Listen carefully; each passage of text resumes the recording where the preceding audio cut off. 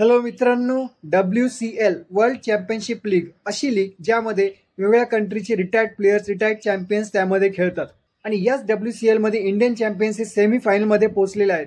काल ग्रुप स्टेजची Indian चॅम्पियनची last match होती. ती मॅच होती वेस्ट इंडिज सोबत. या ग्रुप स्टेजच्या लास्ट मॅचमध्ये वेस्ट इंडिजला हरवून इंडियन चॅम्पियन्स हे सेमीफायनलमध्ये पोहोचलेले आहेत. या मॅचमध्ये वेस्ट इंडिजची पहिली बॅटिंग होती. त्यांनी 145चं टार्गेट दिलं होतं. टीम इंडियाने हे जे टार्गेट होतं ते 13 ओव्हरमध्ये चेस केलं. फक्त 13 ओव्हरमध्ये चेस केलं आणि त्याच्यामुळे टीम इंडिया सेमीफायनलमध्ये पोहोचू शकली. टीम इंडियाकडून स्टुअर्ट बिन्नी हा मॅन ऑफ द मॅच होता. त्याने बॅटिंग करताना 21 बॉलमध्ये 50 रन सुद्धा केले आणि बॉलिंगमध्ये त्यांनी 2 विकेट सुद्धा घेतल्या. आता यातली महत्वाची बातमी म्हणजे जी सेमीफायनल होणार आहे ती इंडिया आणि पाकिस्तानमध्ये होणार आहे. ग्रुप स्टेजमध्येच इंडिया आणि पाकिस्तानची मॅच होणार होती, पण इंडियाची प्लेयर जे आहेत त्यांनी खेळण्यासाठी नाही म्हटल्यामुळे ती मॅच कॅन्सल झाली.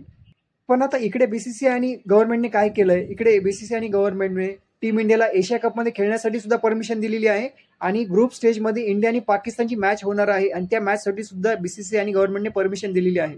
मग जर नॅशनल क्रिकेट टीम जर पाकिस्तान सोबत खेळू शकते तर WCL तर एक प्रायव्हेट टुर्नामेंट आहे.